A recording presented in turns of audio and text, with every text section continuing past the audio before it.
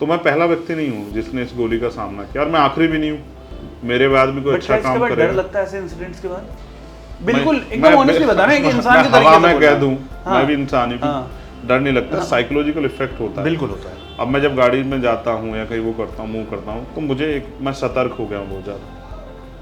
मुझे महसूस होता कि गोली कहीं से भी आ सकती है।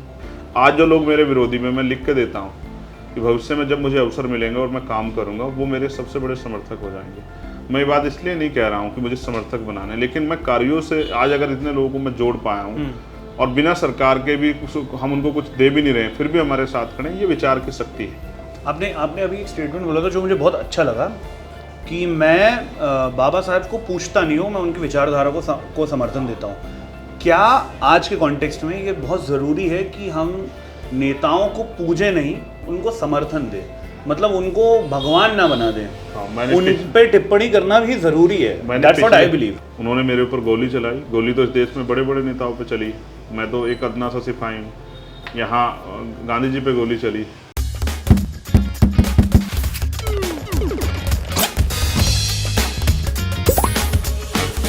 And this is a brand new episode of What's Up Abir। This is an ABP Live podcast। मैं हूँ आबिर लाहिरी आपके साथ।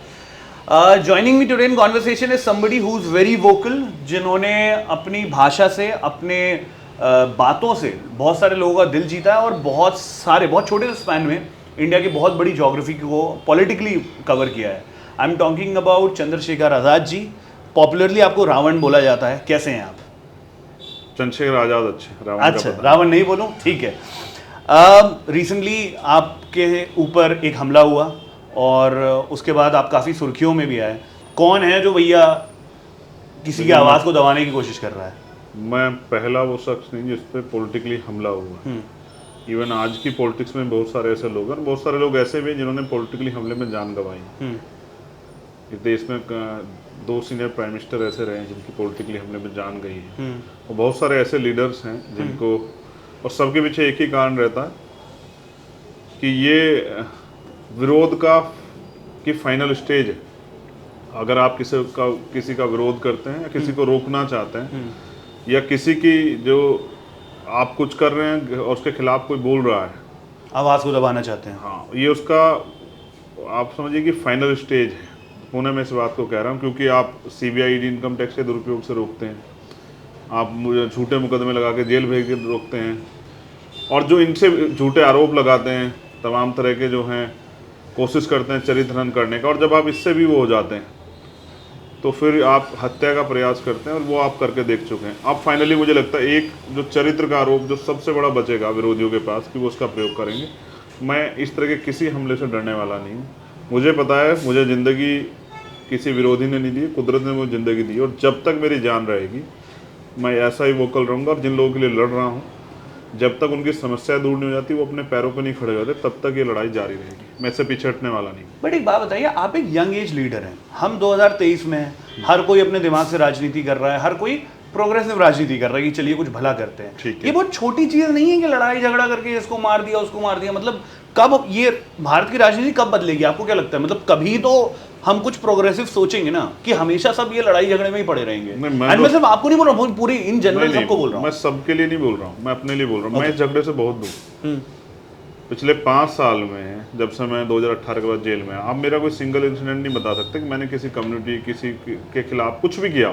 हाँ, इवन मैंने कास्ट पॉलिटिक्स से ऊपर उठ के हर व्यक्ति के साथ होने वाले न्याय की लड़ाई लड़ी, वो कोई रहा हो और देश में कहीं रहा हो। ये भी एक अजीब तरह का वो है, चाहे उड़ीसा हो, झारखंड हो, छत्तीसगढ़ हो, इवन नेपाल तक के इशू पे मैं बोला। राजस्थान, मध्य प्रदेश, हरियाणा, हिमाचल, कश्मीर, यूपी, दिल्ली, सब जगह पे, उत्तराखंड, जहाँ भी अन्याय हुआ मैं बोला। और मैंने फिजिकली भी जाके प्रयास किया कि अगर किसी को मेरी वजह से न्याय मिल सकता तो मुझे इस लड़ाई को लड़ना चाहिए।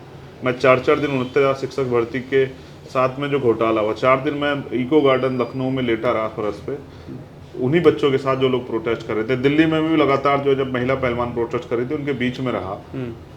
मैंने हमेशा अन्याय के खिलाफ लड़ाई लड़ी, और इसी की वजह से आज जिंदा हूँ, क्योंकि करोड़ों माओ बहनों का, बुजुर्गों का, नौजवान भाइयों का प्यार, आशीर्वाद, सहयोग है, उम्मीदें हैं, उनकी वजह से जिंदा बैठा हूँ। जो कर्म करता हूँ उस कर्म ने, हो सकता है कि बहुत बड़ी मुसीबत को टाल दिया और आगे मेरे कर्म जारी रहने वाले हैं। विरोधी इस बात से आश्वस्त रहें कि जैसे मेरा जख्म भरेगा मुझे फिर सड़कों पे देखेंगे। मैं लोहे के बक्से में घर बैठ के राजनीति नहीं करूंगा। मैं जिनके लिए राजनीति कर रहा हूँ वो जिन हालातों में, उन्हीं हालातों में इस राजनीति को मैं दोबारा से खड़ा करूँगा। आपकी राजनीति पे आते हैं, मतलब इसमें हम कोशिश करेंगे आपकी जर्नी को जान सकें और कैसे आप राजनीति में आए। उसके पहले बचपन कहाँ से हुआ? आप सहारनपुर में पैदा हुए, वहीं बड़े हुए, हाँ। और वहाँ से राजनीति में कैसा आपका शिफ्ट आया, मैं वो जानना चाहूँगा।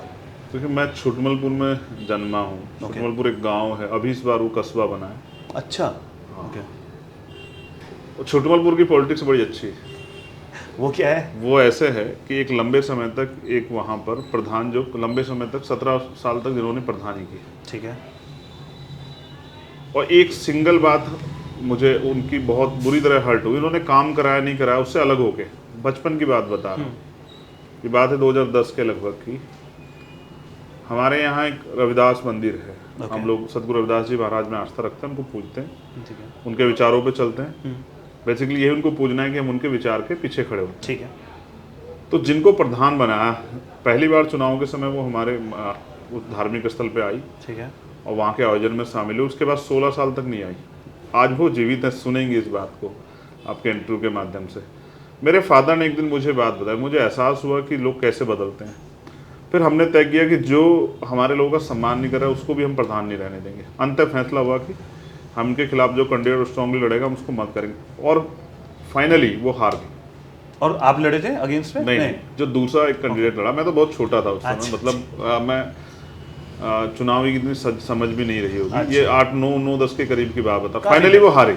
ओके। तो मुझे ये मतलब ना इंश्योर हुआ कि यार अगर कोई आदमी हमारे स्वाभिमान के साथ खिलवाड़ करेगा, हमारे महापुरुष सम्मान, तो उसको हम पॉलिटिकली पावरफुल नहीं होने देंगे।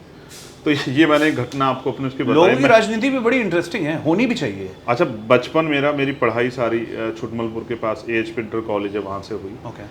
उसके बाद मैं ग्रेजुएशन करने के लिए देहरादून चला गया। मेरी ग्रेजुएशन, पोस्ट ग्रेजुएशन मेरी लॉ वहीं से हुई, ओके। DAV PG college. मेरे बहुत सारे साथी आज मंत्री और MLA हैं। क्या बात है। हाँ, मगर मैं फिर वापस चला आया।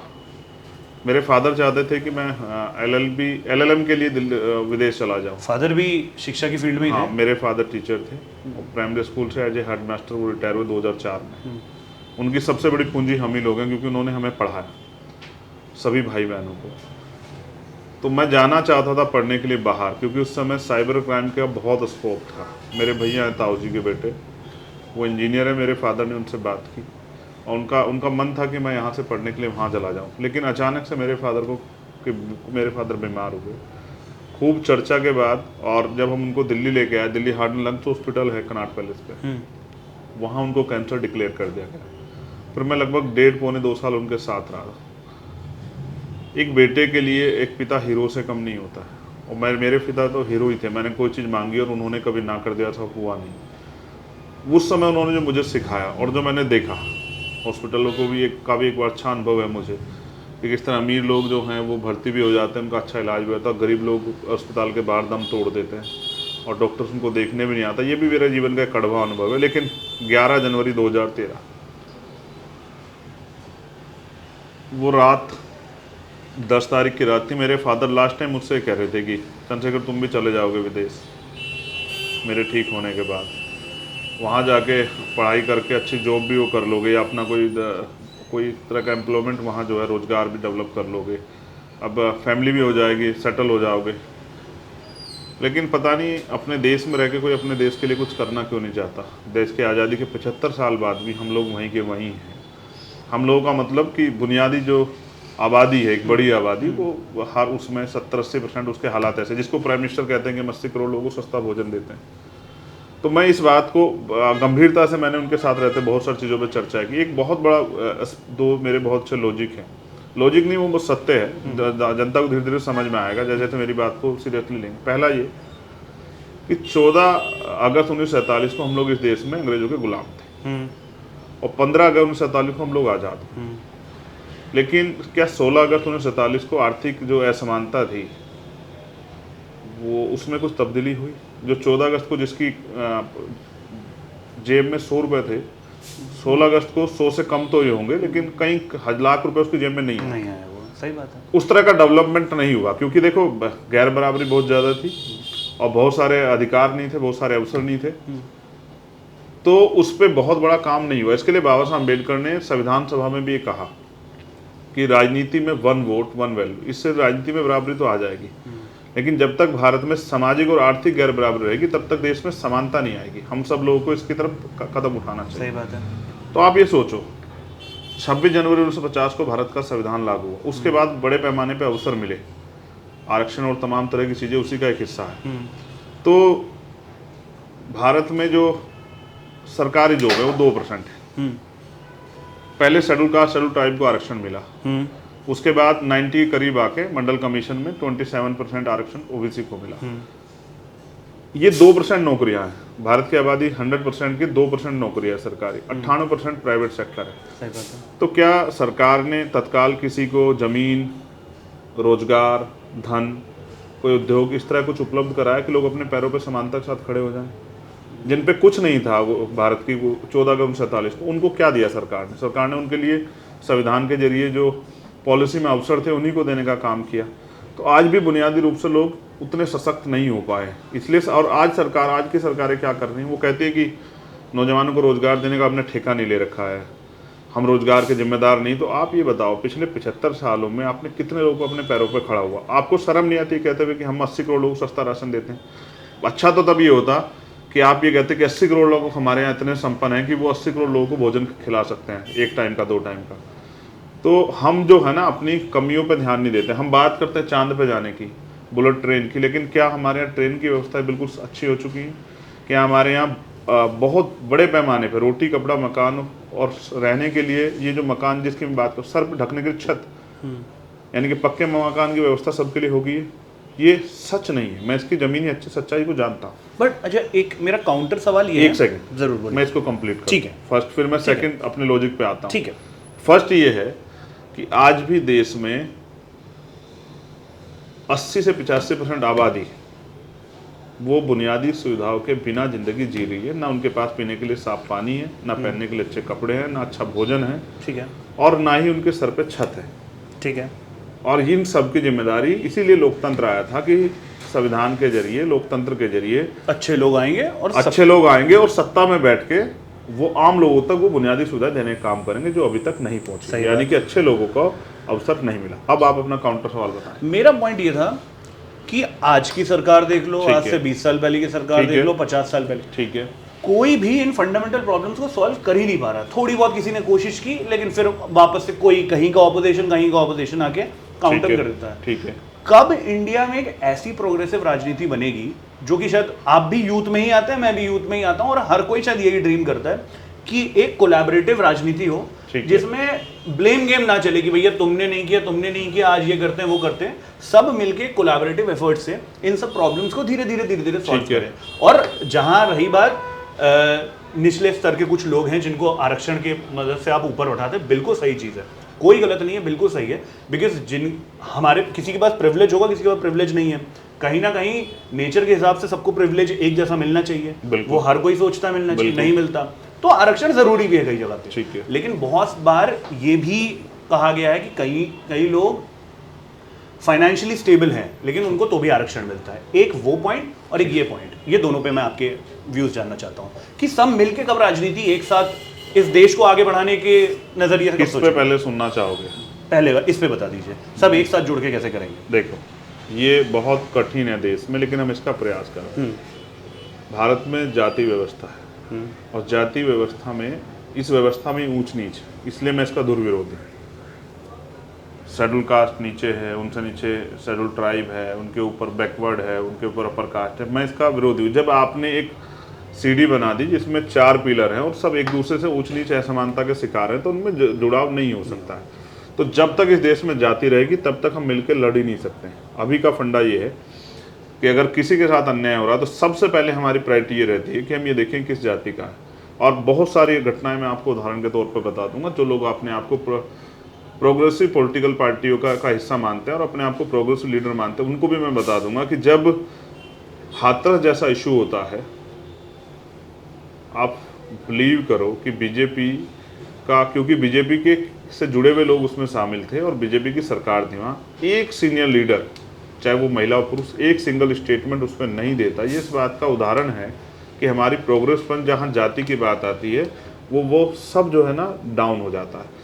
मैं फिर आपसे ये बात कह रहा हूँ कि जब तक इस देश में जाति रहेगी तब तक हम लोग जुड़ के राजनीति नहीं कर सकते। क्योंकि देखो, मैं कितना भी कुछ कर लूँ लेकिन भारत की जो व्यवस्था है वो मुझे दलित नेता ही शो करने का प्रयास करेगी और हमेशा ये कहेगी कि ये चंद्रशेखर, जब भी मीडिया भी बात रखे कहेंगे दलितों की तरफ के आइकन, दलितों के नेता, दलितों के का बड़ा फेस, हमेशा यही। मैंने आपको यूथ लीडर बोला, आपके लिए नहीं कह रहा। मैंने आपको यूथ लीडर बोला, मैंने एक बार भी ये नहीं बोला किसी सिंगल व्यक्ति पे वो नहीं कर रहा, आपसे तो नहीं कर रहा क्योंकि आपसे तो मैं 1-to-1 बात कर रहा हूँ, मगर ये सत्यता है कि इतना संघर्ष, चाहे मैंने किसानों का मामला हो, पहलवानों का मामला हो, माइनॉरिटी का कोई इशू हो, कोई भी इशू हो देश के साथ महिलाओं का, लेकिन फिर भी मैं जब बड़े पैमाने पर सुनता हूँ तो पत्रकार के मुंह से पहला सवाल होता है आज हमारे साथ है दलित नेता चंद्रशेखर आजाद। मुझे बड़ी खुशी होती है कि चलो कम से कम इतना तो बोल पा रहे हो यार, इतना बोले। अच्छा, दिल से बताना, अच्छा, क्या वो अच्छी चीज है कि बुरी चीज है? बुरी चीज है। बुरी चीज है इसलिए बुरी चीज है कि जब आप एक जाति के दायरे में व्यक्ति को समेट देते हो, देखो जैसे मैं माननीय कांचीराम साहब की बहुत रिस्पेक्ट करता हूँ क्योंकि वो बहुत ग्राउंड से आए और क्लास 1 के अधिकारी होने के बाद उन्होंने अपने सुख सुविधाओं को छोड़ा इन वर्गों की तरक्की के लिए। आप उनको, और उन्होंने बहुत सारे उन वर्गों में भी लीडरशिप दी जिन वर्गों की संख्या भी काउंट नहीं होती। सही बात है, बिल्कुल सही बात है। उनको भी आप दलित नेता कहते हैं। आप ऐसे ही जो है मुलायम सिंह यादव जी हैं जो वहां से उठ के आए, आप उनको भी बैकवर्ड का नेता कहते हैं। और एक बहुत बड़े नेता जिनको मैं बहुत मैंने करीब से पढ़ा, चौधरी चरण सिंह जी, उनके जैसा लीडर शायद जो है दोबारा जन्म ना ले। मैंने उनको बहुत करीब से इसलिए पढ़ा क्योंकि मैं उनकी राजनीति को जानना चाहता। इतने डाउन टू अर्थ और इतने जो हैं गरीबों, किसानों, कमजोरों के लिए कामगारों के लिए काम करने वाले, लेकिन अंत क्या है कि उनको व्यवस्था ने वापस ला के किसानों के नेता से भी अलग हटा के जाटों का नेता बनाने का प्रयास किया। इसलिए मैं इसके खिलाफ हूँ। मैं चाहता हूँ कि जाति के हिसाब से, कर्म के हिसाब से व्यक्ति को जो है ना, हमें जो है इज्जत देनी चाहिए। इज्जत नहीं, इज्जत दो या ना दो एक अलग बात। इज्जत तो मैं फिर कह रहा हूँ इज्जत कमाई जाती है, लेकिन कम से कम उसका, अगर उससे बात करें तो उसका सम्मान उतना तो रखें, बिल्कुल सही बात। उसको हर्ट ना करें अगर आप उसका सम्मान नहीं कर सकते। सेकंड, जो आप आरक्षण पे बात कर रहे थे उसको भी मैं बहुत, आरक्षण बेसिकली है क्या? आरक्षण ऐसा है जैसे इस कमरे में हम कोई ये डिपार्टमेंट है, इसमें हम 5 लोग एक ही जाति के और एक ही सोच के हैं, तो हम कभी भी उन लोगों के बारे में नहीं सोच सकते जो इसमें है ही नहीं। सही बात है। तो आरक्षण को इस तरह से समझना पड़ेगा, जैसे आपने कहा कि जो आर्थिक रूप से संपन्न हो गए, अच्छी बात है संपन्न हो गए, लेकिन बहुत सारी ऐसी पोस्ट हैं जैसे अगर किसी जॉब के लिए रिक्वायरमेंट पीएचडी है, आप सोचो कितने लोग पीएचडी कर पाएंगे। किसी जॉब के लिए रिक्वायरमेंट जो है एमएससी है, और एमएससी में भी सब्जेक्ट जो है जैसे केमिकल है, मान लीजिए केमिकल है या एग्रीकल्चर है, तो ऐसे कितने लोग कर पाएंगे? और ऐसे इसके लिए बहुत सारे अच्छे विद्यालयों में कितने लोग पहुंच पाएंगे? तो वो जो पोस्टें हैं वहाँ हमारा व्यक्ति कैसे पहुंचेगा? तो हर तरह की लोगों की जरूरत है। सही बात है। आज बहुत सारे बच्चे दिल्ली में रह के सिविल सर्विस की तैयारी करते हैं। आप ही बताओ कितने गरीब परिवार इसको अफोर्ड कर सकते हैं? हम उन उदाहरण को देखते हैं कि गुदड़ी का लाल, कोई गरीब परिवार, रिक्शा चलाने वाला या किसानी का बेटा, हम उसको अप्रिशिएट करते हैं।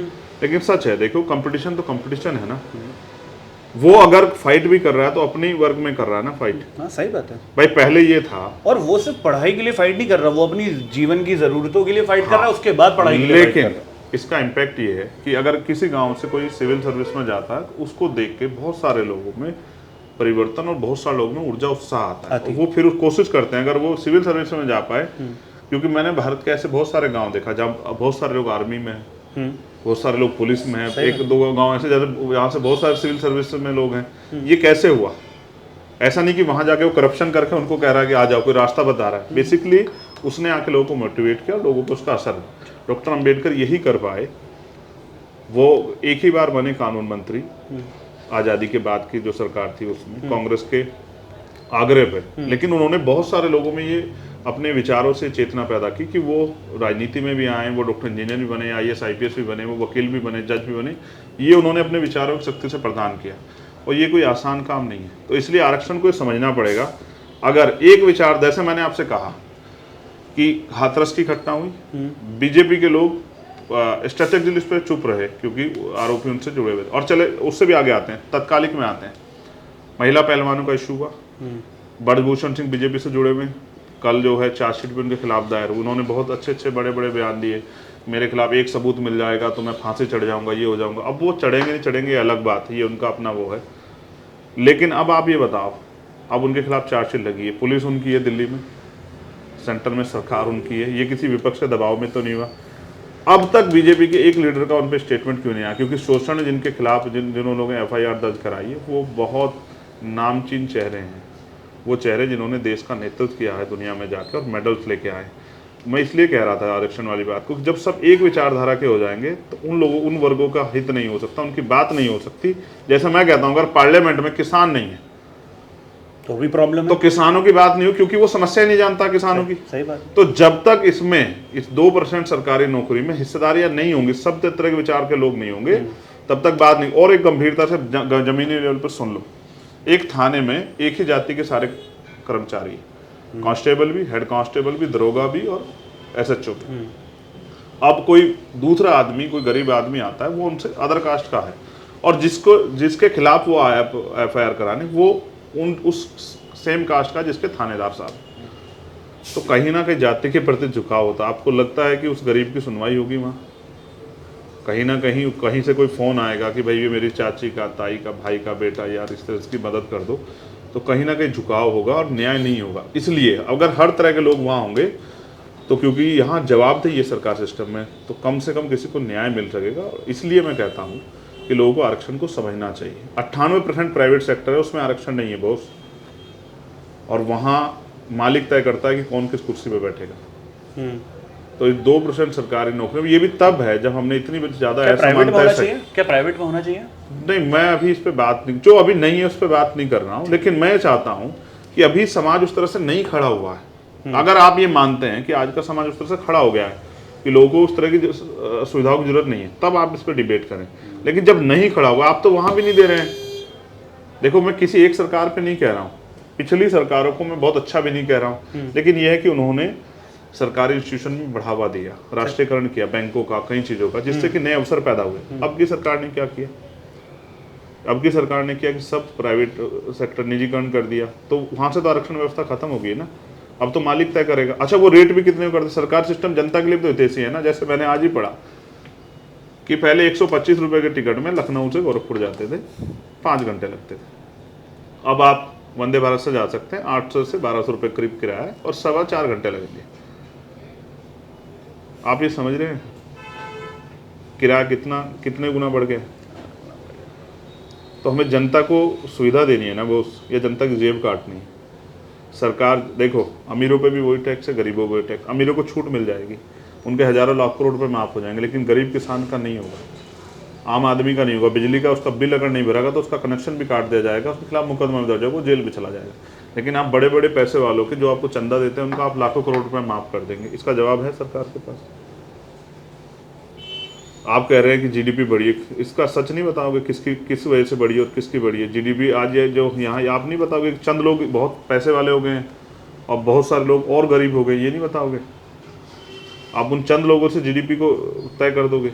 अगर कल की डेट में आप पॉलिसी मेकिंग में आते हैं और एक किसी बड़े पोर्टफोलियो की जिम्मेदारी दी जाती है, और फॉर एग्जांपल हाइपोथेटिकली मान के चलते हैं, आपको जिम्मेदारी ये दी जा रही है कि ये जो गैप है कि कोई रईस है तो इतना रईस है इसका कोई हिसाब नहीं, और कोई गरीब है तो इतना गरीब है इसका कोई हिसाब नहीं, इस गैप को कितना कम किया जा सके, तो क्या रहेगा? मतलब मैं I am very eager to know कि मैं क्या यंग नेता क्या नए आइडियाज ला सकते हैं, बिकॉज इंडिया तो आइडियाज का सुधार करना है ना। कुछ लोगों को तो बुरा लगेगा, जो कि किसी भी देखो देश हित में अगर कुछ है तो बुरा लगेगा, ठीक है, तो किसी को बुरा हो या थोड़ा सा नुकसान हो जाए, देखो हम कुछ कर ही नहीं सकते। देखो अब ये भी आजादी है, अब उनको इस बात से कोई मतलब नहीं ना किसी को परेशानी हो या ना हो। बाहर ढोल के आवाज से डेक बज रहे हैं। मैं इस मामले में सभी के खिलाफ हूँ। धर्म आपका व्यक्तिगत मामला और वो 4 दीवार के अंदर है तो बहुत अच्छा है। किसी का बच्चा किसी को, अच्छा सोचो ना, जाम लग गया है, कोई अपने बच्चे को लेके जा रहा है हॉस्पिटल, मैं आप कोई भी हो सकता है, उसके मन पे क्या बीतेगी इस समय में? अगर वो 1 मिनट की देरी से नुकसान हो गया ना तो पूरी जिंदगी गाली देता रहेगा। अगर कोई अपनी माँ को, बीवी को, बच्चे किसी को लेके जा रहा है, किसी की ट्रेन है, किसी की का फ्लाइट है, उसको क्या होगा? वो तो अपने टाइम शेड्यूल चल रहा है, उस समय ये लोग उनके खिलाफ, उस समय इन लोगों में ना उनको आरोपियों से, अपराधियों से ज्यादा नहीं लगेगा।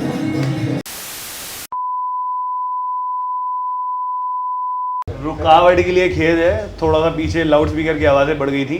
बाबा साहेब अम्बेडकर के आप सोच को, विचारधारा को बहुत ज़्यादा प्रमोट करते हैं। मैं आपके दिल के अंदर से वो छोटा सा पीस जानना चाहता हूँ कि आप उनके बारे में क्या सोचते हैं। आपका कैसा फैन बॉय मोमेंट होता है उनकी किताबें पढ़ते, मतलब सामने भी? जब भी मैं कहीं भी किसी भी फील्ड में मुझे ऐसा लगता है कि यहाँ मुझे इसको एक बार और सोचने समझने की जरूरत है, तो मैं डॉक्टर बाबा साहब अम्बेडकर को पढ़ता हूँ। क्योंकि जिन फील्ड में आज हम काम कर रहे हैं, चाहे वो सोशली हो, पॉलिटिकली हो, इकोनॉमिकली हो, इसके साथ साथ चाहे वो रिलीजन बेस हो, तो डॉक्टर बाबा साहब अम्बेडकर हमारा मार्गदर्शन करते हैं। मैं जब उनको करीब से पढ़ता हूँ, उनके जीवन को मैं पढ़ता हूँ, किन बुरी परिस्थितियों में उन्होंने अपने आप को खड़ा रखा और उन्होंने किस तरह से हम लोगों के लिए नए अवसर पैदा किए और देश के लिए उनका कितना बड़ा समर्पण था। उनके कमिटमेंट को हम लोग याद करते हैं कि जब उन्होंने कहा कि मैं इस काम को करूंगा तो करूंगा, और जब उन्होंने जिस काम को करने में विफल हुए तो उन्होंने केंद्रीय मंत्री के पद से, कानून मंत्री के पद से इस्तीफा दे दिया। ये भी एक उनका डेडिकेशन है, उनका कमिटमेंट है। बाबा साहब अम्बेडकर हमें बहुत सीख देते हैं। बाबा साहब, बेसिकली मैं बाबा साहब को पूजता नहीं हूँ, उनको पढ़ता हूँ। आज मैं आपके चैनल के माध्यम से ज़रूर कहना चाहता हूँ, स्पेशली उन लोगों को जो बाबा साहब अम्बेडकर को मानते हैं, बाबा साहब अम्बेडकर ने कॉन्स्टिट्यूशन के आर्टिकल 25-26 में धार्मिक आज़ादी की बात कही सभी के लिए। तो मैं उन सब साथियों को जो हमारे साथ भी जुड़े हुए हैं या नहीं भी जुड़े हुए हैं, उन सब से भी कहूँगा, हम अंधविश्वास, पाखंडवाद के खिलाफ बोलें, लेकिन जैसे मेरी आस्था बाबा साहब में है, या सतगुरु रविदास जी में है, या भगवान वाल्मीकि, गुरु नानक देव, संत कबीर में है, तो आपकी किसी और की आस्था भगवान राम, शिव, विष्णु, किसी में भी हो सकती है। सही बात है। तो हमें किसी के धर्म पे टिप्पणी करने का कोई अधिकार नहीं। ठीक है, बिल्कुल सही। हम किसी पर टिप्पणी करें और किसी विरोधाभास की ज़िंदगी में जाइए, अच्छा नहीं है। हमें अपने गोल की तरफ ध्यान रखना चाहिए। अगर हम रिफॉर्म चाहते हैं सोसाइटी में, तो हमें उसको उस तरह से काम करना चाहिए, ना कि किसी के खिलाफ प्रचार करके। तो मैं फिर स्पेशली कहूँगा, देखो मैं आज इस बात को इसलिए एक्सेप्ट करता हूँ क्योंकि 8 साल पहले के चंद्रशेखर में और आज के चंद्रशेखर में ज्ञान के मामले में बड़ा फ़र्क है। उसको उसके जीवन में एक लंबा समय बढ़ा, उसकी एज बढ़ी है, उसने बहुत सारी किताबों को, बहुत सारे महापुरुषों को पढ़ा है। तो देखो, मैं किसी को मानता नहीं मानता, इससे फ़र्क नहीं पड़ता। हमारी पार्टी में भी बहुत सारे लोग हैं जो हिंदू धर्म के धार्मिक जो महापुरुष हैं, ईश्वर है, उनमें आस्था रखते हैं। मुझे उनसे कोई आपत्ति नहीं है, उनको रखनी चाहिए। मुस्लिम समाज के भी हैं, क्रिश्चियन समाज के भी है, सिख समाज के भी है, बौद्धिस्ट समाज के भी हैं। तो वो धर्म आदमी का व्यक्तिगत मामला है। जब हम राजनीति कर रहे हैं तो हमें उसमें उसके बीच धर्म को नहीं लाना चाहिए और हमें किसी को कटाक्ष नहीं करना चाहिए। जब आप किसी और पे करोगे तो आपको अपने ऊपर भी सहने के लिए तैयार रहना चाहिए। इसलिए मैं अपने साथियों को समझाऊंगा कि उनको नहीं करना चाहिए, क्योंकि मैं करता नहीं, उनको मुझसे सीख लेनी चाहिए। बहुत सारे लोग इस तरह करते हैं और उसका कोई फ़ायदा नहीं। हम प्यार बढ़ाएं, ना कि नफरत। सही बात है। तो मैं, ये मेरी इसलिए भी अपील है क्योंकि बहुत सारे लोगों ने मुझे बहुत सारी चीज़ों के खिलाफ, मतलब उस तरह का बना के खड़ा किया अपने एजेंडे में कि चंद्रशेखर ये करते हैं। बिल्कुल नहीं करता हूँ, ना मुझे इससे कोई फ़र्क पड़ता है। मुझे इसमें कोई इंटरेस्ट नहीं कि आप किस धर्म को, किस ईश्वर में आस्था रखते हैं, मुझे इससे कोई फ़र्क नहीं पड़ता। हाँ, अगर आप और मैं मिल के किसी अच्छे काम के लिए, पवित्र काम के लिए, जिससे कि जन कल्याण हो, लोगों को अवसर मिले, लोग अपने पैरों पर खड़े हों, लोगों को स्वाभिमान सम्मान जीवन मिले, तो मैं आपके साथ मिलकर काम कर सकता हूँ, मुझे कोई दिक्कत नहीं। आपने अभी एक स्टेटमेंट बोला था जो मुझे बहुत अच्छा लगा कि मैं बाबा साहब को पूछता नहीं हूँ, मैं उनकी विचारधारा को समर्थन देता हूँ। क्या आज के कॉन्टेक्स्ट में ये बहुत ज़रूरी है कि हम नेताओं को पूजें नहीं, उनको समर्थन दें, मतलब उनको भगवान ना बना दें? हाँ, उन पे टिप्पणी करना भी ज़रूरी है। That's what I believe। पिछले एक इंटरव्यू में कहा अपने एक साथी को कि भक्त चारों तरफ है और आज हमें भक्तों की जरूरत नहीं है। भक्तों की वजह से नाश हो रहा है। जब आप तथ्य विहीन हो जाते हैं, जब आप व्यक्ति की वजह से किसी इशू पे बातें नहीं करना चाहते, उसकी कमी और उसके जो है खूबी देखना ही नहीं चाहते, इसलिए इसके लिए बाबा साहब अम्बेडकर ने एक बहुत अच्छा स्लोगन कहा है। उन्होंने कहा कि धर्म में तो नायक पूजा अच्छी बात है, लेकिन राजनीति में नायक पूजा नहीं होनी चाहिए, वरना व्यक्ति तानाशाह हो जाता है। तो आज अगर तानाशाही का निर्माण हुआ, इसके लिए लोग खुद जिम्मेदार हैं। अगर वो नहीं देखेंगे, देखो बुद्ध ने कहा कि जीवित व्यक्ति कभी महापुरुष नहीं हो सकता है, क्योंकि जीवित व्यक्ति में कब परिवर्तन हो जाए इसको नहीं कहा जा आखिरी पल तक नहीं पता। हाँ, सही बात है। हो सकता है, वो जीवित व्यक्ति से कभी भी अपराध हो सकता है, बट गलती से भी हो सकता है, स्वार्थ में भी हो सकता है। सही बात। तो इसलिए उन्होंने कहा कि जिंदा व्यक्ति कभी महापुरुष नहीं हो सकता। महापुरुष अगर किसी को मानना है, जिसके पीछे खड़ा होना है, उसके लिए उसके कर्म और उसका जीवन ही हम लोग उसके जीवन संघर्ष को, उसके कर्मों को, उसके समर्पण को देख के हम लोग ये फाइनली महसूस करते हैं कि ये व्यक्ति महापुरुष है या नहीं है। एक यही चीज़ आपके लाइफ के पर्सपेक्टिव से जानना चाहूँगा, आपको भी इतने सारे लोगों का सपोर्ट मिलता है, लोग आपके साथ हैं, कभी ऐसा तो नहीं है कि वो जो बोलते हैं सो कॉल्ड गुरु आपके ऊपर भी आ सकता है, किसी भी नेता के ऊपर आ सकता है? इसको कंट्रोल करने के लिए क्या करते हैं? मैं तो अभी से करता हूँ। अभी जब मैं कुछ भी नहीं तभी से करता हूँ मैं, क्योंकि हमारे यहाँ मैंने देखा भारतीय राजनीति में पैर छुआने का एक बहुत बड़ा वो है। मैं हमेशा मना करता हूँ कि भाई पैर मत छुआ करो। मैं हमेशा कहता हूँ ये गैर बराबरी का नहीं है। अगर पैर छूने तो अपने माँ बाप के छू, जिनसे पैदा हुए, बड़ों के। मैं भी छू लेता हूँ, बड़ों के, माँ के भी छूता हूँ, अपने गुरुओं के भी छूता हूँ, मैं हैंडशेक करता हूँ। और मैं ये बार बार समझाता हूँ, व्यक्ति बड़ा नहीं होता, विचार बड़ा होता है। आप मुझसे नहीं, उस विचार से जुड़ो जिस विचार के लिए हम लोग काम कर रहे हैं। फिर मैं बताता हूँ कि मैं मिशन में या अपनी पार्टी का छोटा सिपाही हूँ, मैं मालिक नहीं हूँ। भाई जब तक मेरे शरीर में, सोचो अगर ये जो घटना हुई, अगर इसमें मेरी जान चली जाती, क्या हमारी पार्टी खत्म हो जाती? नहीं होती बिल्कुल भी। हम पे लीडरशिप है, बहुत सारे मेरे बाद के भी सेकंड लाइन लीडरशिप है जो खड़े हैं बिल्कुल, और वो खड़े रहेंगे। एक आधा खराब हो सकता है, सब खराब नहीं हो सकते। सबके लिए मैं क्या गारंटी भी नहीं दे सकता हूँ, मैं व्यक्तिगत खुद की गारंटी दे सकता हूँ। तो इसलिए मैं कह रहा हूँ, मैं बार बार लोगों को समझाता हूँ। मैं बाबा साहब अम्बेडकर या फूले या साहू, पेरियार, या जैसे मैंने चौधरी चरण सिंह, माननीय काशीराम साहब, माननीय मुलायम सिंह यादव जी, मामना राम सुबर्मा, बाबू जगदेव प्रसाद कुशवाहा, जनना कपूर ठाकुर की बात की। मैं बाबू जगदेव प्रसाद कुशवाहा जी का नाम इसलिए ले रहा हूँ क्योंकि उनको ऐसे ही एक आंदोलन में गोली लगी, उनकी जान चली गई। तो मैं पहला व्यक्ति नहीं हूँ जिसने इस गोली का सामना किया, और मैं आखिरी भी नहीं हूँ। मेरे बाद भी कोई अच्छा काम करेगा। डर लगता है ऐसे इंसिडेंट्स के बाद? बिल्कुल एकदम ऑनेस्टली बताना है कि इंसान के तरीके से मैं कह दूं, मैं भी इंसान ही हूँ, डर नहीं लगता। साइकोलॉजिकल इफेक्ट होता है, बिल्कुल होता है। अब मैं जब गाड़ी में जाता हूँ या कहीं वो करता हूँ, मूव करता हूँ, तो मैं सतर्क हो गया हूँ बहुत ज़्यादा। मुझे महसूस होता कि गोली कहीं से भी आ सकती है। मैंने बहुत दिन पहले मुझे एक महाराष्ट्र से एक टी शर्ट गिफ्ट हुई थी, उस पर लिखा था तुम्हारी एक गोली पे मेरा भी नाम लिखा हुआ है। ये वहाँ का स्लोगन है, किसने कहा, वो टी शर्ट पे छपा हुआ था। आज सुबह सुबह जैसे मैं उठा, मैंने जैसे टी शर्ट निकाली, सबसे पहले टी शर्ट मेरे सामने वो ही आई। और मुझे याद आया, अभी कुछ दिन पहले मैं खतरे पर जिक्र कर रहा था। देखो, मेरी लड़ाई किसी जाति के खिलाफ नहीं है, किसी धर्म के खिलाफ, मेरी लड़ाई अन्याय के खिलाफ। जो भी अपराध करेगा, कोई भी हो, चाहे कितना भी ताकतवर हो, मैं लड़ूँ। आज भी इस बात को कह रहा हूँ, कल भी था और हमेशा ऐसा रहूँ। दूसरा, मेरी लड़ाई उन लोगों के अधिकारों के लिए जिनको इंसान भी नहीं समझा जा रहा है, जो जानवरों से बुरा जीवन यापन कर रहे हैं, लोग उनकी तरफ देख नहीं रहे। मेरी लड़ाई उनके लिए है, व्यक्तिगत मेरे लिए नहीं। मैं तो लॉयर भी हूँ, अच्छा खा कमा लूंगा, ज्यादा कुछ नहीं तो अपने परिवार का, खुद के जो है ना, को अच्छी रोटी और कपड़ा मकान, एक दो जनरेशन का तो संभाल ही लोगे, संभाल लूंगा। अब इतने पॉपुलर हो गए हो कि वकालत में तो अच्छा ही चल रहा है, अपने संभाल लूंगा। आगे जो लोग होंगे उन्होंने अपने भी संभाले। लेकिन सच ये है कि अगर हर व्यक्ति अपने लिए जिएगा तो रिफॉर्म नहीं हो सकता। अपने आप को जला के तभी आप दूसरों के लिए कुछ कर सकते हो, अपने आप को दफन करके, अपने आप को मिट्टी में मिला के। तो मैं वो काम कर रहा हूँ जिससे नया निर्माण हो रहा है लीडरशिप का। और देखो, जब जैसे जैसे लोग मुझे समझेंगे, आज जो लोग मेरे विरोधी में, मैं लिख के देता हूँ कि भविष्य में जब मुझे अवसर मिलेंगे और मैं काम करूँगा, वो मेरे सबसे बड़े समर्थक हो जाएंगे।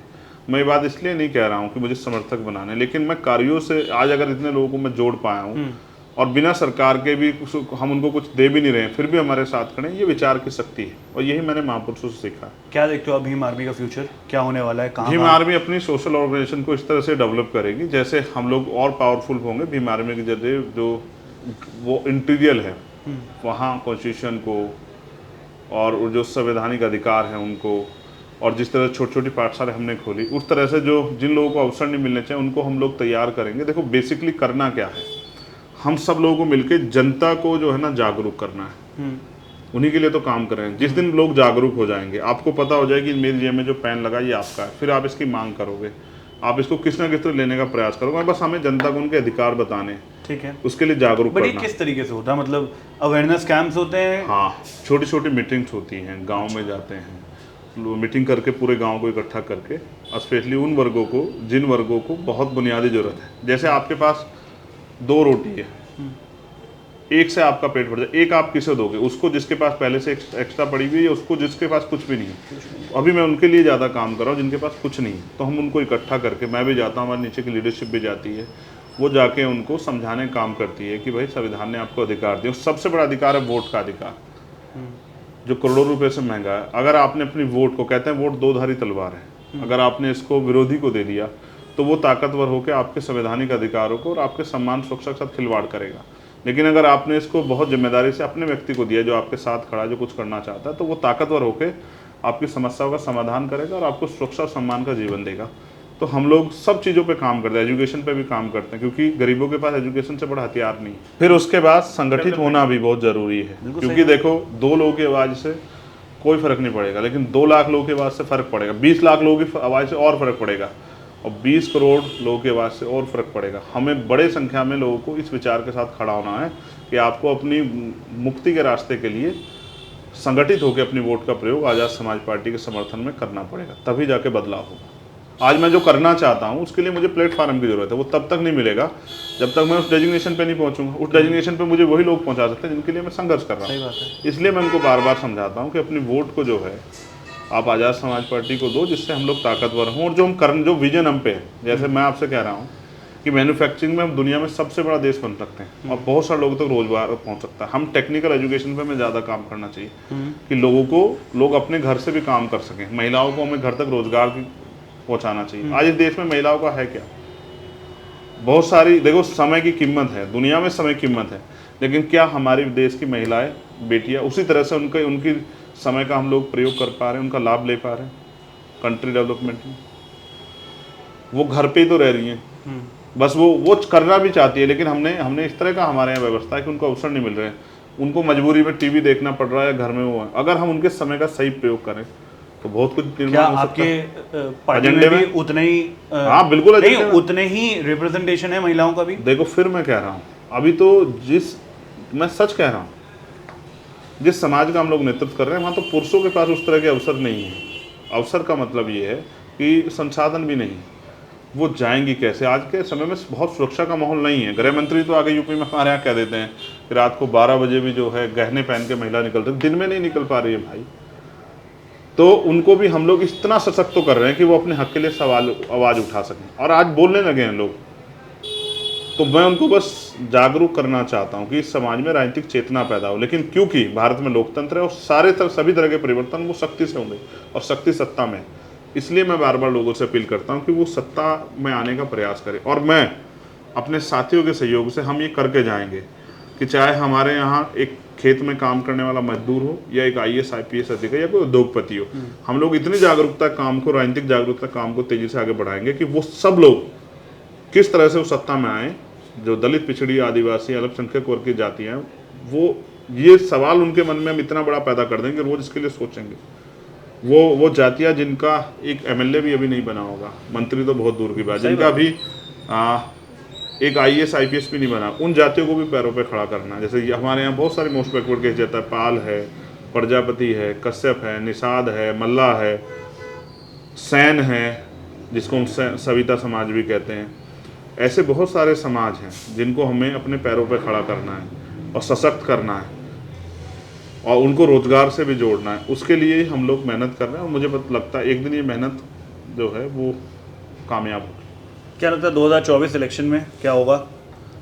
आप भी पॉलिटिक्स फॉलो ही करते होगे, इन जनरली रोज करते होगे। जनता को तय करना है। देखो अभी तो बहुत सारे और भी स्टेट्स में हैं इलेक्शन। हाँ, उससे पहले मध्य प्रदेश, आप कहीं फाइट कर रहे हैं? हाँ, मध्य प्रदेश, राजस्थान, छत्तीसगढ़ हम लोग फाइट करेंगे। बहुत बढ़िया। और पार्टी बहुत अच्छी तैयारी कर रही है। देखो क्योंकि अभी तो मीडिया सिर्फ मुझे दिखाती है, उन लोगों को नहीं दिखाती, लेकिन सच ये है कि बहुत बड़े बड़े प्रोग्राम्स होते हैं, बहुत मेहनत जारी है, और बहुत अच्छे परिणाम आने वाले हैं। मध्य प्रदेश, राजस्थान दोनों, छत्तीसगढ़ से भी, लेकिन मध्य प्रदेश, राजस्थान से ज़्यादा उम्मीद है कि वहाँ बहुत अच्छे परिणाम आने वाले हैं। और उम्मीद लेवल पे काम किया गया। हाँ, उम्मीद है हम अपनी जगह बनाने में कामयाब हो पाएंगे। सत्ता की जो चाबी है, जो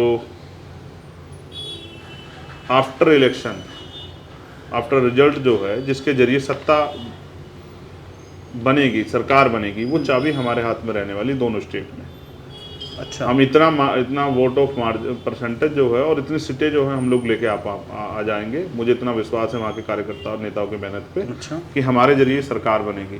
तो जब हमारे जरिए मतलब ये सरकार काफी बड़ा स्टेटमेंट है, मतलब it's a new, you are a new entrant party, और जाके मतलब ये क्लेम करना कि हम चीज़ों को चेंज करेंगे, मतलब काफ़ी बड़ा स्टेटमेंट है। स्टेटमेंट के मैं स्टेटमेंट हवा में नहीं देता हूँ।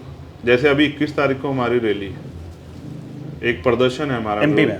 नहीं, यहीं पे अच्छा, दिल्ली दिल्ली में में। जंतर मंतर पे। ओके। और वो प्रदर्शन इसलिए है क्योंकि ये जो हमला है ये एक हमला है, लेकिन सरकार और भी हमले कर रही है।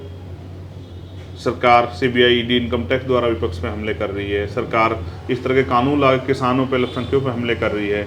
सरकार जो है झूठे मुकदमे लगा के एक्टिविस्टों पे, पत्रकारों पे हमले कर रही है। इन सब हमलों के खिलाफ हमने एक प्रोटेस्ट जो है ना कॉल किया 21 तारीख को, 21 जुलाई 2023 जंतर मंतर पे सुबह 11 बजे। और मेरा विश्वास है हमेशा की तरह जिन लोगों ने मुझे यहाँ तक ला खड़ा के दिया, वो फिर मेरे मान सम्मान की रक्षा के लिए अपने सीमित साधनों से दिल्ली आएंगे और दिल्ली की सरकार को एहसास कराएंगे कि इन गोलियों से हम लोग डरने वाले नहीं हैं, ना ही किस तरह के मुकदमे या किसी भी सरकारी मशीनरी के दुरुपयोग से। ओके। मेरा लास्ट सवाल थोड़ा सा पर्सनल सवाल है, और इसके बाद हम कोशिश करेंगे एंड करेंगे। आपने अपने फादर के बारे में बताया और कैसे वो हॉस्पिटल में थे। वो इंसिडेंट आपको कैसे बदला एज अ इंसान? बिकॉज अगर आज से कुछ साल पहले के चंद्रशेखर को देखें, उसमें अभी तक में तो काफ़ी फंडामेंटली बहुत सारे चेंजेस आए हैं, लेकिन तब के और अभी में कितने चेंजेस आए? देखो, तब मैं व्यक्तिगत जी रहा था अपने लिए, तब पॉलिटिक्स से कोई नाता नहीं था। वोट देनी है बस उतना ही पता था, बस इतना ही था। या जिस पार्टी में काम करते थे उनके लिए कैंपेन वगैरह में जाना है, लोगों से अपील करनी। अब मैंने ये जिम्मेदारी अपने कंधों पे उठाई है। नहीं, बट इन जनरल पर्सनली आप कितने चेंज हुए, इमोशनली कितने चेंज हुए? देखिए, पर्सनली ये है ना, तब तक मैंने दुनिया का वही हिस्सा देखा था, अपना व्यक्तिगत घर और जो आसपास का समाज। फिर जब मैं दूर तक निकला तो मैंने लोगों की समस्याएं देखी और मुझे एहसास हुआ कि नहीं, अभी बहुत काम बाकी है। तो मुझे किसी ना किसी को जिम्मेदारी उठानी पड़ेगी। किसी ना किसी को तो आगे फ्रंट लाइन में खड़ा होगा, जिसको गोली, लाठी, मुकदमों सबका सामना करना पड़ेगा। अब तो हमारे नीचे कार्यकर्ताओं को भी सहना पड़ता है, लेकिन फ्रंट रो में किसी को रहना पड़ता है। जैसे हमारे यहाँ कहते हैं कि भाई सब लोग चाहते हैं कि सरदार शहीद आजम भगत सिंह और चंद्रशेखर आज़ाद पैदा तो हों, लेकिन हूँ पड़ोसी के यहाँ, क्योंकि उनको शहादत भी देनी है। तो मुझे ये लगा कि पर्सनली ये जिम्मेदारी उठानी पड़ेगी। और 11 जनवरी 2013 मैंने अपने फादर के अंतिम संस्कार में हिस्सा लिया और 12 तारीख को मैंने तय किया कि अब मेरा पूरा जीवन जो है वो समाज के लिए होगा, इन वर्गों के उत्थान के लिए होगा, बाबा साहब अम्बेडकर के संविधान की सुरक्षा और उसको लागू कराने के लिए होगा। और मैं प्रयास करूंगा कि एक टारगेट बना के हम इसमें कामयाब हो जाएं। तो अभी भी हम पे 10 साल का टारगेट है कि 10 साल में हमें अपने संगठन को, क्योंकि हमारी नई पार्टी नया संगठन है, कि हमें इसको और मजबूत करना है। इतना मजबूत कि किसी भी गाँव में अगर कोई अन्याय करने की सोच रख रहा हो तो उसको एक बार एहसास रहे कि यहाँ भीम आर्मी के लोग रहते हैं या आज़ाद समाज पार्टी के वर्कर रहते हैं। अगर वो अन्याय करेगा तो बचेगा नहीं, वो जेल जाएगा, उसको सजा होगी। इसका मतलब ये तो नहीं है कि हम कानून को अपने हाथ में लेंगे और वायलेंस करेंगे? नहीं, मैं एक वकील हूँ जो संविधान में विश्वास रखता हूँ। तो अगर आप ये सोचो तो फिर ये हर वकील पे प्रतिदिन खड़ा हो जाए कानून का, और कानून को हाथ में लेना। जब मेरे ऊपर गोली चली, इससे बड़ा ज़्यादा क्या हो सकता था? मैं भी सेल्फ डिफेंस में जो है उन पर हमला कर सकता था, लेकिन मैं हिंसा में भरोसा नहीं रखता हूँ। उन्होंने मेरे ऊपर गोली चलाई। गोली तो इस देश में बड़े बड़े नेताओं पे चली, मैं तो एक अदना सा सिपाही हूँ। यहाँ गांधी जी पे गोली चली, यहाँ और भी बहुत सारे लोगों पे गोली चली। आज के जो चीफ मिनिस्टर बैठे हैं उनके साथ भी हमला हुआ, मुलायम सिंह जी पे भी गोली चली, बहुत सारे लोगों पे गोली चली। लेकिन देखो, मेरे अंदर जो गुस्सा था वो धीरे धीरे कम हो रहा है, और क्योंकि मैं बदले में नहीं, बदलाव की भावना में ज़्यादा भरोसा रखता हूँ। मुझे लगता है कि गुस्सा रख के चेंज नहीं आएगा। तो मैंने अपने अंदर भी बहुत बदलाव किया। मैंने बहुत किताबों को पढ़ा है, धीरे धीरे पढ़ के जानकारी हो रही है। इसलिए मैं लोगों को, मेरा काम है, मैं नेतृत्व करता हूँ, मैं नीचे के लोगों को समझाऊँ। और मैं ये फील करूँगा कि मेरे जो साथी हैं वो मेरी बातों को, इन्हीं बातों को जो आपके इंटरव्यू में कहेंगे, उनको बहुत गंभीरता से लेंगे और अपने अंदर परिवर्तन करेंगे। देखो, चाहे आदमी ठोकर, हमारे यहाँ कहावत है कि आदमी घी खाने से सीखता, ठोकर खाने से सीखता है। चाहे तो मुझसे सीख लें या कुछ दिन बाद ठोकर खा के उनको एहसास होगा कि जो मैंने जो बताया वो सही रास्ता। वायलेंस की राजनीति वैसे भी किसी काम की अच्छी नहीं। वायलेंस देखो, बहुत नक्सलियों ने और तमाम तरह के वो लोग जिनको बहुत सताया गया, उन्होंने हथियार उठाए। क्या उनका वो कोई भी परिवर्तन करा? अंत उनको हथियार गिरने पड़े। बहुत सारे बागी भी हुए, उनको भी हथियार गिरने पड़े। मैं इस रास्ते पे जाना नहीं चाहता। ये रास्ता बेसिकली इस बार गोली भी मुझ पे इसलिए चली, ये उनका डर है, आखिरी बौखलाहट है उनकी कि मैं अपना रास्ता बदलूँ। और वो लोग आसानी से कह पाएंगे देखो चंद्रशेखर के लोग हिंसा करते हैं या चंद्रशेखर लोग हिंसा में शामिल हैं। मगर मैंने इस बार भी लोगों से अपील की कुछ भी हो जाए इस रास्ते पे जाना नहीं, जिस रास्ते को से हमारा कोई ताल्लुक नहीं उस पर जाना नहीं। और हमारे कैडर ने साबित किया कि हमने पूरे देश में प्रोटेस्ट किया, कोई ऐसा स्टेट नहीं बचा जम्मू से लेके और तेलंगाना तमिलनाडु तक, लेकिन कोई एक सिंगल आदमी नहीं बता सकता कि इस नेतृत्व में एक पत्ता भी हिला। लोगों ने हमारे लोगों पे हमारी अपील का असर था, वरना मेरे आज भी याद है कि हमने कई बार बंद बुला के भारत में बंद कॉल करके बंद किया भी है। और मेरे एक कहने पे हमारे गुरुओं के आशीर्वाद से पंजाब पूरा बंद हो जाता, यूपी पूरा बंद हो जाता, उत्तराखंड, हरियाणा, मध्य प्रदेश, राजस्थान में हमारे लोग सड़कों पर आ जाते, दिल्ली में हमारे लोग सड़कों पर आ जाते। 2 अप्रैल को भी हमने ऐसा किया और हमने इसमें कामयाबी हासिल की, लेकिन मैंने इसको रोका क्योंकि मैं आम आदमी का हित नहीं चाहता, मैं नहीं चाहता जनता परेशान हो। लेकिन अगर सरकार मजबूर कर देगी तो फिर मजबूरी हो जाएगी संवैधानिक तरीके से अपने विरोध को दर्ज कराने। ये रैली भी इसलिए बुलाई गई कि हम सरकार को भी और उनको विरोधियों को भी जवाब देना चाहते हैं कि हम हिंसा के रास्ते पर नहीं जाएंगे, आपकी बोखाट किसी काम की नहीं आएगी, हम संवैधानिक रास्ते से ये शक्ति बनाएंगे और लोगों का भला करेंगे। इन जनरल ज़िंदगी में क्या, अगर अपार्ट फ्रॉम पॉलिटिक्स बात करूं, ज़िंदगी में थोड़ा चिल करने के लिए, काम डाउन करने के लिए क्या क्या करते हो? मूवीज देखते हो, गाने वाने सुनते हो? बाप रे, इतना पढ़ते हो आप? सही में पढ़ते हो कि मतलब इन जनरल कभी ऑफिस में बैठे कभी रात में 2-3 बजे भी मुझे मेरे साथी अगर मैसेज कर देते हैं तो इस बीच में बेसिकली मैंने अपने एक टारगेट बनाया। आदमी के खुद के भी कुछ लक्ष्य होने चाहिए। बिल्कुल सही हो, बिल्कुल सही हो। तो मैंने लक्ष्य बनाया कि मैं 10 साल तक आराम नहीं करूँगा। अच्छा, ठीक है। ये 2022 का इलेक्शन हारने के बाद मुझे जब बहुत सारे मतलब पहली बार मैंने चुनाव लड़ा तो मुझे एहसास हुआ, तो हमने तय किया कि भाई 2032-33 तक तो आराम नहीं करना, लेकिन छुट्टी लगा दी है। इस बार लोगों ने हमला करके छुट्टी लगा दी, तो इसलिए फिर किताबों की तरफ जा रहा हूँ। मैं ये समझता हूँ, देखो जैसे आप पत्रकारिता करते हैं तो आपको अपनी फील्ड में मास्टर होना चाहिए, और जो काम मैं कर रहा हूँ सोशली, इकोनॉमिकली, पॉलिटिकली, उसमें मुझे भी जो है ना महारत हासिल होनी चाहिए जिससे कि मैं बहुत अच्छा कर पाऊँ। सही बात।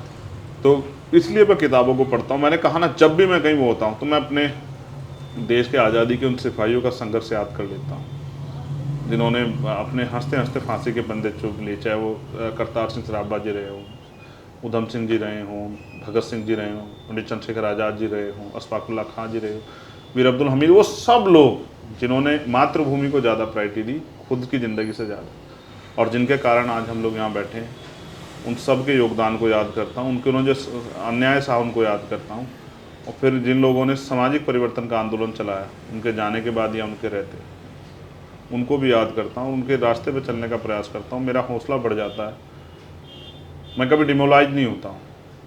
होना भी नहीं चाहिए। इसलिए नहीं होता हूँ, अगर मैं ही डिमोलाइज हो गया तो नीचे के लोग क्या करेंगे। इसलिए मैं फिर इस गोली के घाव के साथ भी भरतपुर की रैली में गया 1 तारीख को। 28 में गोली लगी मुझे शाम के टाइम, 29-30 का दिन में जख्म मेरा भरा नहीं था। मैं इधर से गया, 7 घंटे एम्बुलेंस में ब्लीडिंग होती रही। स्पीच जब दे रहा था मैंने लोगों से कहा कि भाई बैठ जाओ वरना मैं खड़ा रहूँगा। उन्होंने थोड़ा सा देर किया, 30-35 सेकंड, मुझे ब्लीडिंग स्टार्ट हुई, मैं बैठा रहा, ब्लीडिंग होती रही, मैं वापस आया, ब्लीडिंग होती रही, मेरे जख्म में पस पड़ गई। लेकिन मैंने ये मेरा सिर्फ उनको एक संदेश था कि जिस काम के लिए, जिस कर्तव्य पथ पे वो हैं, वो बहुत कठिन रास्ता है, उनको डगमगाना नहीं है, और अब अगर जो कमिटमेंट सोसाइटी से किया है या मूवमेंट से, उसको निभाना है। अगर बहुत ही ज़्यादा क्रिटिकल कंडीशन है तो थोड़ा पीछे हटना है, क्योंकि अगर कोई क्रांतिकारी 2 कदम पीछे हटाता है तो इसका मतलब ये नहीं कि वो डर गया। लेकिन मैंने लोगों से अपील की हमेशा कि उनका मार्गदर्शन करने की, कि उनका उत्साह बना रहे, इसलिए मैं मांगा वो गोलियों से डरे ना, और आज वो नहीं डर रहे हैं। आप देखना जब 21 तारीख को हम लोग दिल्ली आएंगे, 21 जुलाई को, तो एक नई तारीख जो है ना दिल्ली में लिखी जाए। ऑन दैट नोट, बहुत बहुत शुक्रिया। आप वो हैं जिन्होंने बोला था कि तुम गोवा वाली शर्ट पहन के आज आए हो, तो थैंक यू। आपकी सोच बहुत सारे लोगों तक पहुंचे। आपके जो फैन हैं, जो आपके समर्थक हैं, वो आई होप वो